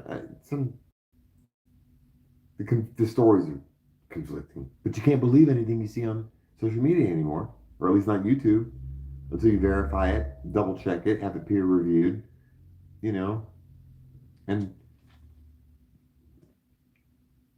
have an exorcism over it first. You gotta poke it and see if it's real. Peace has a price, and it's far cheaper than war.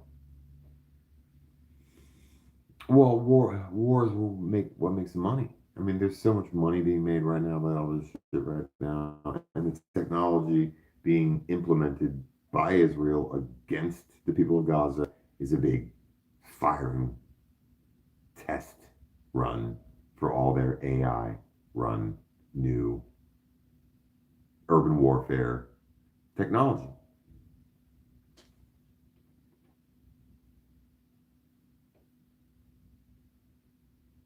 and all descending weakness. No, I promised myself I'd try to go live tonight if I could just overcome the all descending, all consuming weakness that is a byproduct or goes along with a heightened pressure in the head, ringing in the head, feeling like your skin starts to heat up. No, I've really noticed some heightened sensations that I just can't call my imagination anymore. Feeling like uh, like a some kind of a paintbrush or a mallet or a scraper kind of goes through and manipulates the heavy metals that I know I'm saturated with. I know it. I'm in Cincinnati, one of the most manipulated skies on the face of the earth. So I'm gonna get ready to get off here, but Tim Burchett, that's probably gonna be the closest thing to disclosure that we get, except for some more really cool little videos of little black and white specks that are going to pale in the continued exposure of the normal man, woman, and child. And the number is going to increase little bit by little bit. I mean, but at some point the floodgate is going to burst open and enough people are going to see enough things or one thing in particular that gets more people doing it, and it's already starting to catch on. So how can you stop something like that? How can the people who even, or the algorithm or people, a couple of tech nerds who have it out for me, how can any of them think that there's not this very mystical, natural mystic, like the Bob Marley song, dun, dun, dun, there's a natural mystic, the awareness and consciousness that more people are having every day of their responsibility as a freedom fighter, as a rebel with a cause, as somebody who finds their place in the universe. Mine is the sky. And knowing that can't be stopped. It's inevitable. It's starting to get so cool that I wake up and I'm like, okay, do I get ready for work or do I drive to high ground? What a wonderful concept. From what I understand, some of the first and some of the most magical people in all of recorded history were sky watchers. I'm not talking about astronomers and people who, built Stonehenge. I'm just talking about people who just develop a relationship with the mightiest thing anywhere.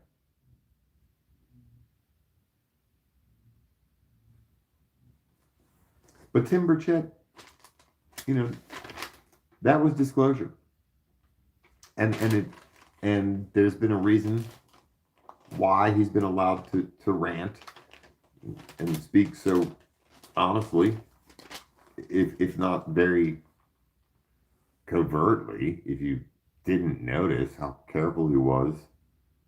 But that's disclosure.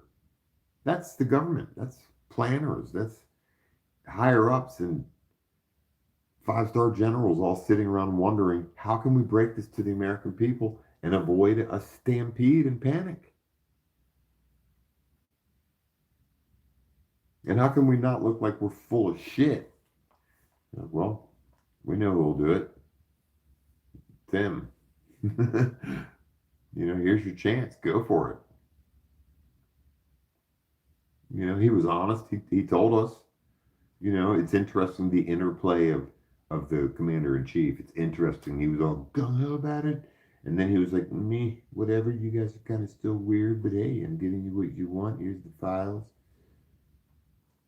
And now he's back to this war, which is potentially going to be the straw at the perfectly fucked up this most wrong time, the straw that breaks the camel's back. Globally. Because people are just worn out. They rebuilt and bobbed up for air again after 20's fucking 20. And now this shit.